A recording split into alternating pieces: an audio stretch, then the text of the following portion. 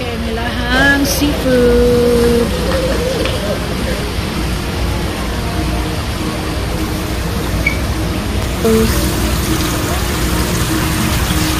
Lots of seafood. Yummy. Yes.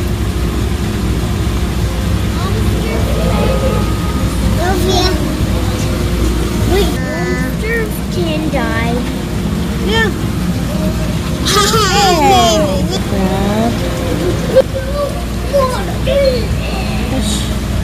Hi, fish.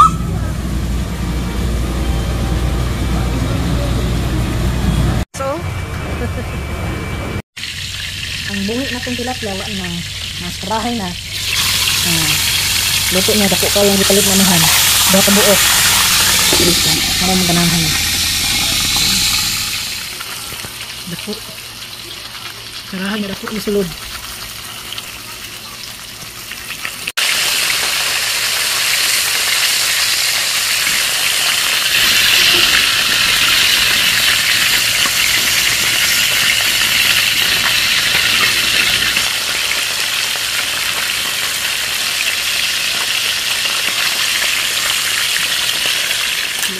Atong isda para sa atong panihapon.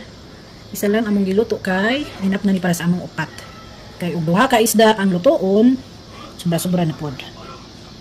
Duha ka inani, duha ka dagko nga tilapia. Fried tilapia, ang live na tilapia karon na.